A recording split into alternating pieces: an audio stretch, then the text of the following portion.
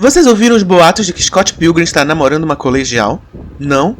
Mas boatos de que uma garota dos Estados Unidos foi morar no Canadá e os ex-namorados dela não estão muito felizes, você ouviu, né? Se ainda não ouviu, senta aí, pega uma bebida e assiste o vídeo que eu vou te contar tintim por tintim.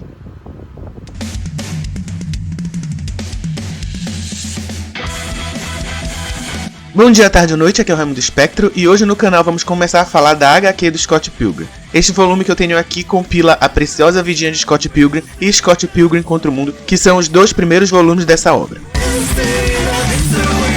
Depois da vinheta.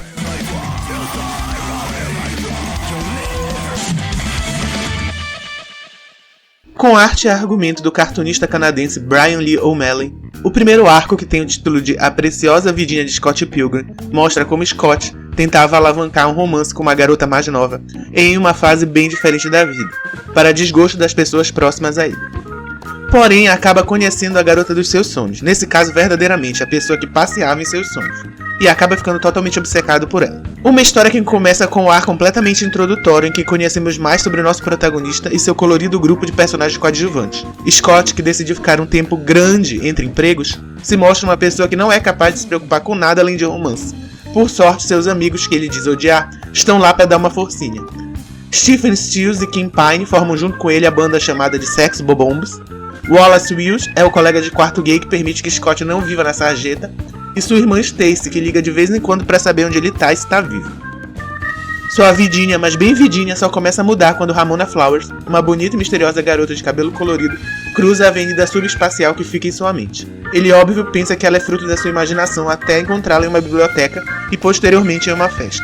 Ele descobre mais sobre a vida dela, consegue convencer a moça a sair com ele e ambos acabam se apaixonando. Tudo certo, né? Aí é que começam os problemas, além dos que ele obviamente já tinha. Scott descobre bem no meio do show de sua banda que os ex-namorados malignos da Ramona não estão lidando muito bem com a ideia desse novo romance. Aliás, eu comentei com vocês que o Scott meio que já tinha uma namorada, né? Ops. Continuamos de onde paramos, mas não exatamente. Isso porque, em Scott Pilgrim contra o Mundo, que é a segunda história desse volume, começamos com um pequeno flashback da vida escolar de Scott Pilgrim. Depois de enfrentar e mandar para outro plano Matt Patel, o primeiro ex-maligno de Ramona, o relacionamento dos dois começa a desenrolar muito bem. Os dois têm uma química incrível, apesar de Scott ser absurdamente imaturo e fora de lugar, e Ramona ser uma pessoa sempre muito misteriosa. Os desafios do casal, porém, só estão começando. Outro ex já está pela cidade pronto para enfrentar Scott por causa de seu relacionamento com Ramona, que também não tá tendo colher de chá, pois a ex-namoradinha de Scott, a Knives, tá fula da vida com eles e decide atacar do nada a Ramona enquanto ela passeava em um shopping com a irmã de Scott. Para fechar o volume com chave de ouro, outro ex aparece, mas dessa vez a ex do próprio Scott Pilgrim. A agora rockstar famosa Envy Adams, que largou Scott e viaja o mundo fazendo sucesso com sua banda, decide retornar em grande estilo à cidade, fazendo um grande show. Em um telefonema super tenso, a ex liga para Scott convidando ele e sua banda para abrir o show do Clash at the Demon Head, grupo em que é vocalista. Óbvio que eles aceitam, óbvio que eles surtam, óbvio que o show é uma loucura porque Scott descobre que o baterista da Envy, além de ser o namorado atual dela, é o ex-namorado da Ramona e é mais um cara que ele vai ter que enfrentar para conseguir ter o relacionamento dele em paz. Essa edição aqui que eu tenho é o volume 1 de 3 e vai conter duas histórias diferentes do Scott Pilgrim, que são o início dessa jornada aí dele, que foi um grande sucesso na época que foi lançado lá no Canadá e que acabou se tornando basicamente uma mini sensação da cultura pop na época dos anos 10, vamos dizer assim. Bom, gente, eu acho que, acima de tudo, esse gibizinho aqui, ele não chega a ser uma paródia, mas ele é quase que como um sketch do, sei lá, Saturday Night Live, de como as pessoas entendiam um pouco dessa cultura que hoje em dia se convenciona a chamar cultura geek. Mas quando foi escrito isso lá nos anos de 2005, 2006, que foi quando foi publicado originalmente lá no Canadá, se eu não me engano, você tinha ainda um embrião disso, não que não existisse já uma cultura forte nesse aspecto, porque se você parar para pensar, só a cultura do mundo dos videogames a essa altura já devia estar fazendo uns 20 anos, desde que começou a ter um grande sucesso com jogos de computador, passando pela primeira guerra de consoles lá, Mega Drive, Super Nintendo, chegando o PlayStation. Então o Scott Pilgrim vai chegar sendo, não digo um retrato, mas um subproduto da cultura dessas pessoas que já foram influenciadas por isso. Então, aqui nessas primeiras histórias, que vão ser A Preciosa Vidinha de Scott Pilgrim e Scott Pilgrim contra o Mundo, que vai dar o nome para o gibi, para o filme, que vai ser o nome que vai ser mais conhecido da história, Você vai ter o início, né, do Scott conhecendo a Ramona, você mostrando a vida dele. E assim, é bem característico de já, mas isso é algo que eu vou falar mais quando a gente fechar os 3 volumes, vai ser claramente uma análise por volume, separadamente. E aqui você já tem mais ou menos a ideia de que o Scott Pilgrim é meio esse nerd místico que não deu certo dessa era dos anos 2000. Onde eu quero chegar? O Scott Pilgrim ele vai ser bem influenciado, assim como a geração antes dele de caras normais era mais influenciado por bandas de rock, filmes de Hollywood, etc, etc. Aqui o Scott Pilgrim ele vai ser bastante influenciado por desenhos animados japoneses, videogames de mais de uma parte do mundo, séries e desenhos animados também de mais de uma parte do mundo. Então você vai ter aqui já uma forma de pensamento mais global, que é algo que vai ser muito presente na cultura geek pós-anos 2000 e que eu acho que é uma das coisas que mais... Eu acho que é uma das coisas que mais chama a atenção. É uma coisa meio moderna ainda hoje. Se você parar para pensar em outros tipos de subcultura que existem por aí, a cultura geek ela vai abarcar coisas de diversas partes do mundo. E ainda que muitas pessoas ainda tenham essa ideia da apropriação cultural, você não vai ter exatamente uma apropriação cultural. Você vai ter uma aglutinação transformando em uma coisa totalmente diferente, meio apátrida quando você para pensar, e que vai trazer pessoas se identificando de diversas partes do mundo sem que elas percam as suas identidades primordiais. Então, Scott Pilgrim, ele é um cara lá do Canadá, onde você tem, claro que aqui, 30 anos atrás, praticamente, quando ele começou a fazer os desenhos, né? O Scott O'Malley, né? O nome dele? Peraí, como é o nome do autor? Brian Lee O'Malley. É quando ele vai começar a fazer os gibizinhos do Scott Pilgrim. Ele já tinha feito outras coisas desse tipo de trabalho. Mas onde eu quero chegar? Aqui você vai ter uma visão bem... eu acho que é uma visão bem crítica e interessante por isso da geração Millennium, que é a minha geração. Claro que os Millennials eles vão ter nascido lá pelos anos 80 até perto dos anos 2000. Eu já nasci perto dos anos 2000, não sou tão velho. Mas são essas pessoas que nasceram porque são pessoas que nasceram perto da virada do milênio. Então, os super avanços tecnológicos que aconteceram perto dessa época é o que vai marcar a nossa geração. E com os avanços tecnológicos vem essa globalização, tipo, muito carregada, muito forte. E os subprodutos são pessoas como Scott Pilgrim. Eu falo assim porque é interessante que é difícil você ver o discurso de como o Scott é uma pessoa insuportável. Porque o gibi ele vai focar muito em relacionamentos, que é o mote principal dessa história, mas que também é uma coisa que é muito... Como é que eu posso dizer?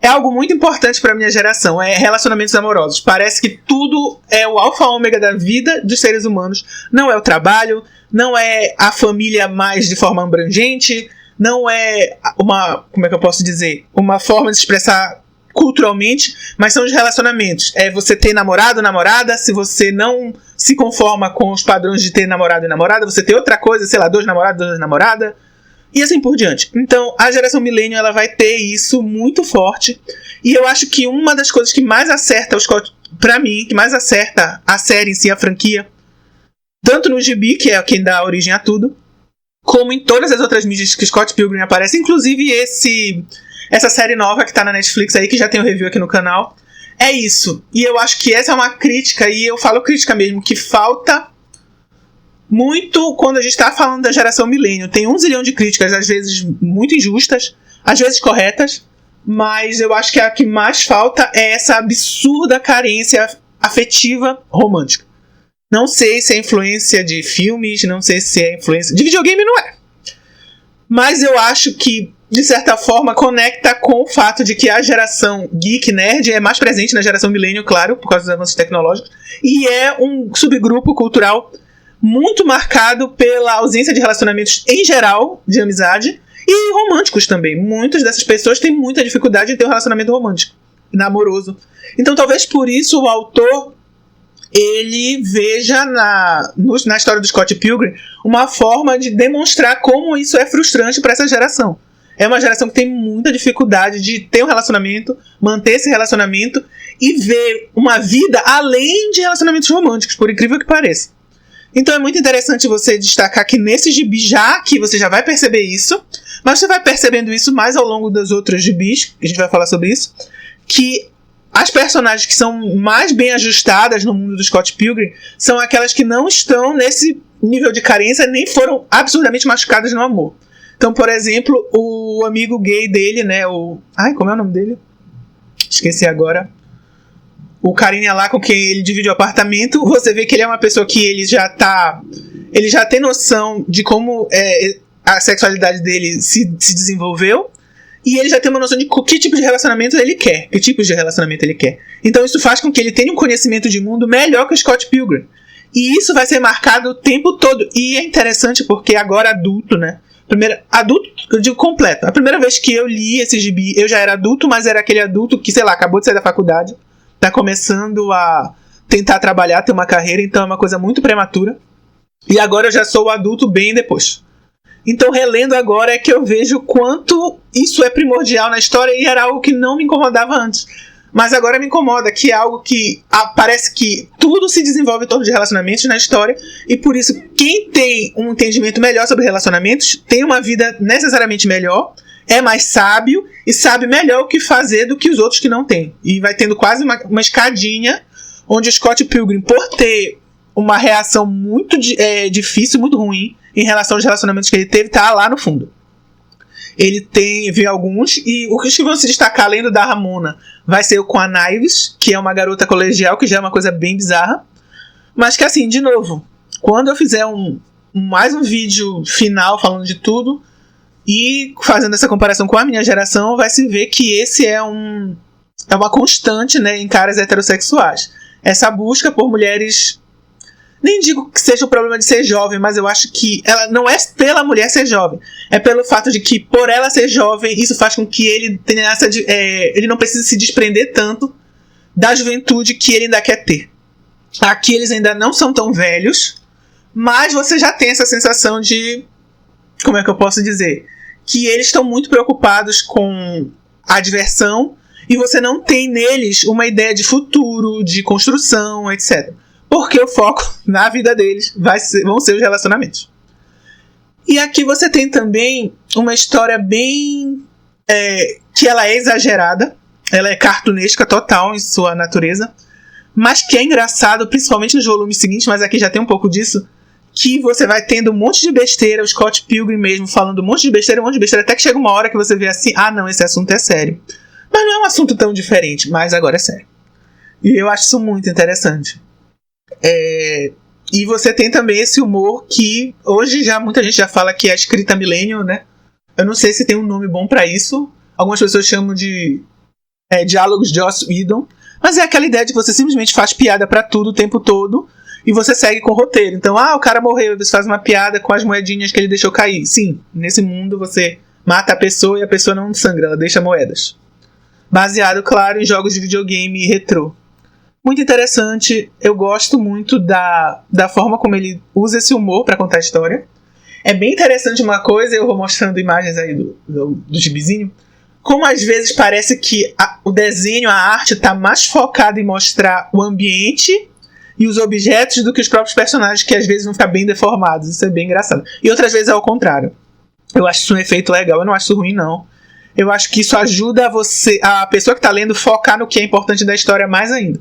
Porque o gibi, né, como arte, uma das ideias é ele usar a imagem para contar uma história além do texto. Então fazer isso ajuda muito. É óbvio que eu super recomendo o gibi para você que não leu. O primeiro é esse verde ainda. A história no início é bem parecida com a do filme. Então se você só assistiu o filme e está assistindo esse vídeo, você já percebeu que no começo é bem parecido, mas depois, a partir da metade do segundo livro, vai ficar bem diferente. Livro não, né? Graphic novel. Ele vai ficar bem diferente, então eu sugiro que você consiga ler a partir do segundo, e o terceiro também é muito diferente. O terceiro é o mais diferente. Tem algumas coisas bem assim estranhas. E é isso. Eu gostei, eu acho que é muito interessante você ler se você gosta de quadrinhos e você gosta dessa cultura, sei lá como é que tá chamando, nerd, geek, enfim, do início dos anos 2000 pra cá. E também por ser um gibi de comédia bem interessante, e que eu sinto que ele quer fazer umas coisas assim, um texto mais profundo, mas ao mesmo tempo ele não chega a ser pretencioso em momento algum. Coisa que é rara. Infelizmente hoje em dia tá ficando raro, parece que qualquer pessoa que tá escrevendo um gibi desse estilo aqui, né, como eu falei, meio com cara de independente e tal. Parece que ela acha que tá, sei lá, descobrindo um átomo que vai mudar toda a forma como a gente enxerga o universo. Infelizmente, eu acho que isso atrapalha muito na hora de você produzir qualquer coisa. E aqui você ainda não vai ter isso, você vai ter uma coisa bem sincerona, às vezes sincerona demais. Tem coisas aqui que ficaram datadas, por incrível que pareça, porque você já tinha aqui uma preocupação, não com um politicamente correto muito rígido, mas com essa preocupação de você realmente não simplesmente ofender as pessoas em prol da comédia. Você já tinha um pouco disso aqui, e você tinha, portanto, uma comédia mais participativa. Mas mesmo assim vai ter coisas bem datadas aqui, relacionadas a todos esses assuntos que estão em voga, mas eu super recomendo.